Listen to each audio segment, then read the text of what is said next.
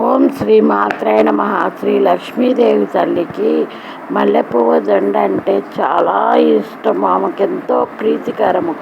అలాగనే గడపలు పూజించుకొని ఆమెకి అలంకరణంగా మల్లెపూలు పెట్టి చేసి ఆమెకు పచ్చ చీర పెట్టి ఆమెను ఉప్పు దీపం పెట్టి ఆమెని సంతృప్తిపరచండి. అలాగనే తామర పువ్వును తెచ్చి ఆమెకి సమర్పించండి.